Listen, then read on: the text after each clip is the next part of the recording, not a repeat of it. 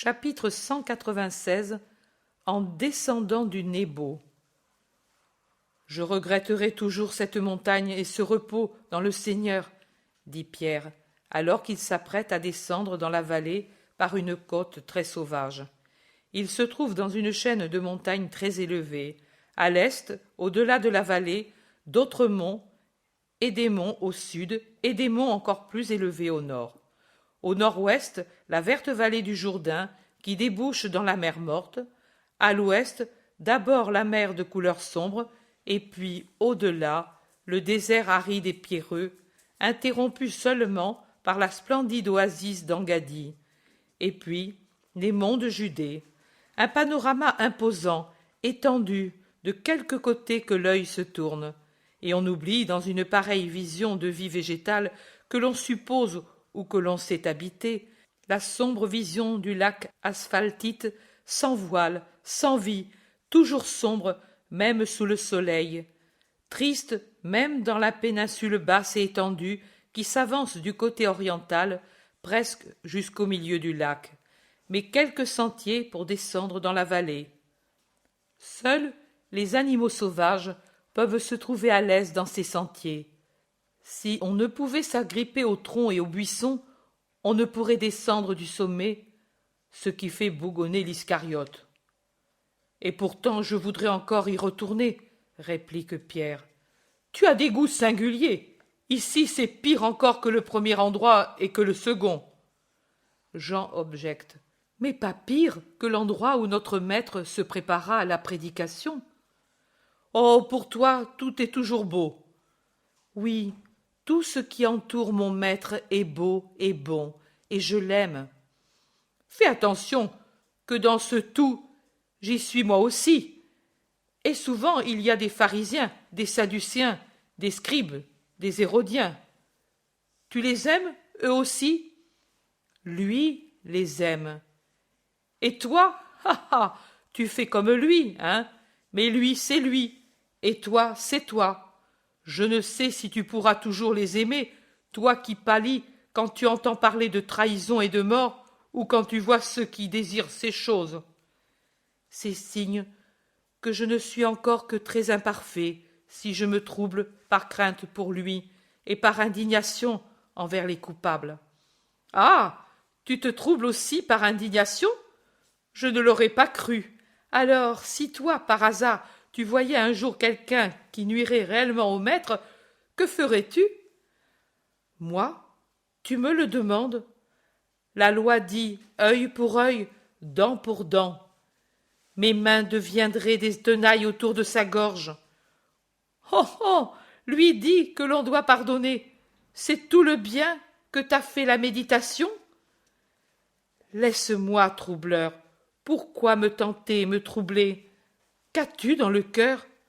Je voudrais pouvoir y lire. Pour celui qui scrute les eaux de la mer Morte, n'apparaît pas le mystère du fond. Ces eaux sont une pierre de tombe sur la pourriture qu'elles ont reçue, dit derrière eux Barthélemy, resté en arrière de tout le monde. Les autres, tant bien que mal, sont en avant et n'ont rien entendu. Mais Barthélemy, si, et il s'interpose dans la conversation des deux, et son regard est réprobateur. Oh, le sage Barthélemy, mais tu ne voudrais certainement pas dire que je suis comme la mer Salée.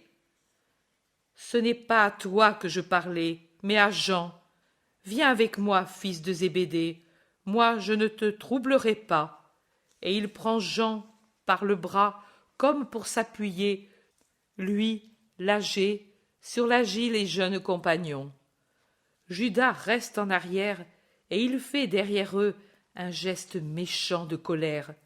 Il semble qu'il se jure à lui-même quelque chose ou qu'il menace.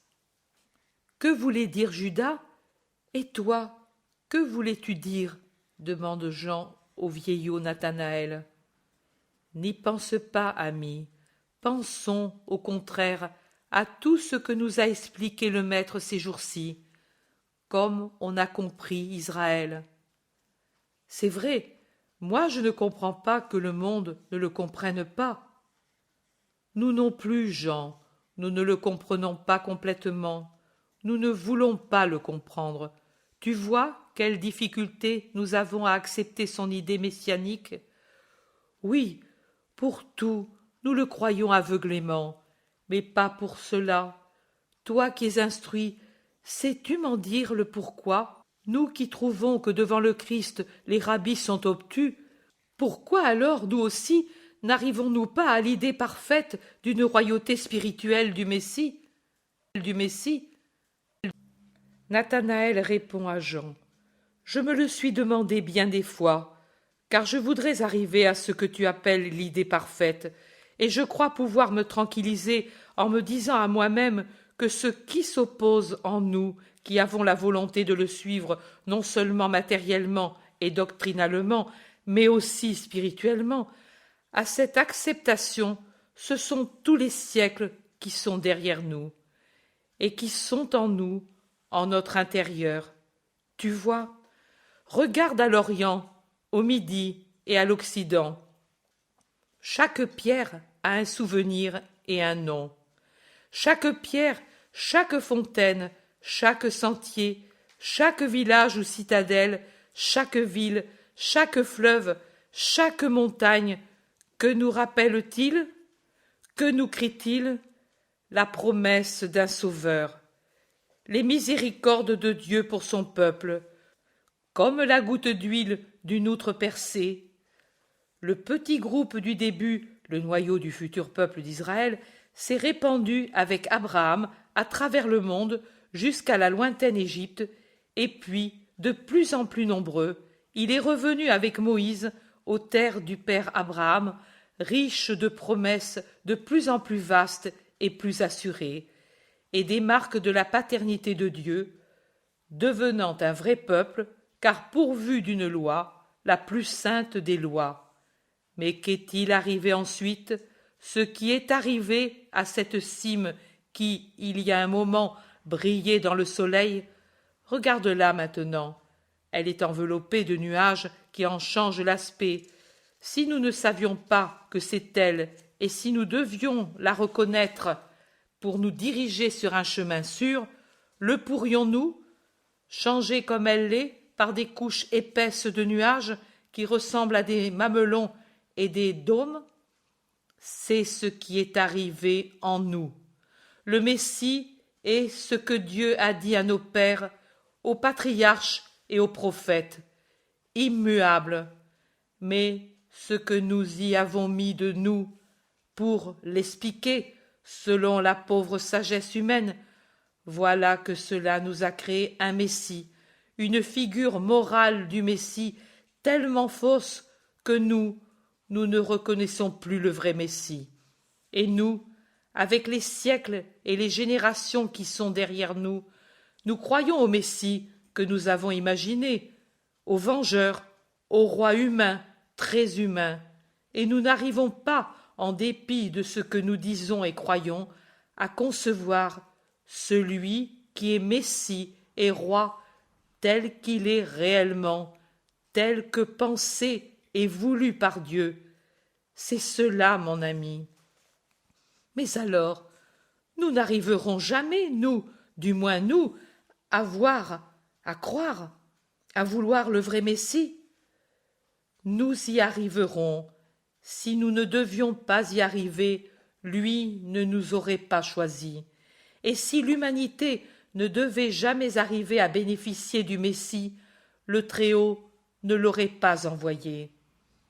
Mais lui rachètera la faute, même sans le concours de l'humanité, par son seul mérite. Mon ami, ce serait une grande rédemption que celle de la faute d'origine. Mais elle ne serait pas complète. Nous avons en nous d'autres fautes individuelles, en plus de celles d'origine, et celles-là, pour être lavées, ont besoin du Rédempteur et de la foi de celui qui recourt à lui, comme à son salut. Je pense que la rédemption agira jusqu'à la fin des siècles. Le Christ ne sera pas inactif un seul instant, du moment où il sera rédempteur et donnera à l'humanité la vie qui est en lui. Il sera comme une source qui se donne à celui qui a soif, continuellement, jour après jour, une lune après l'autre, une année après l'autre, un siècle après l'autre. L'humanité aura toujours besoin de la vie. Lui ne peut cesser de la donner à ceux qui espèrent et croient en lui avec sagesse et justice. Tu es instruit, Nathanaël. Moi, je suis un pauvre ignorant.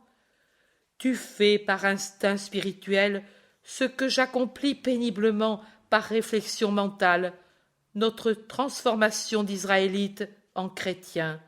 Mais tu arriveras plus vite au terme, car tu sais plutôt aimer que penser. C'est l'amour qui te transporte et te transforme. Tu es bon, Nathanaël. Si nous étions tous comme toi. Jean pousse un profond soupir. N'y pense pas, Jean. Prions pour Judas, lui dit l'apôtre âgé qui a compris le soupir de Jean. Oh, vous êtes ici, vous aussi? Nous vous regardions venir. De quoi parliez-vous tant?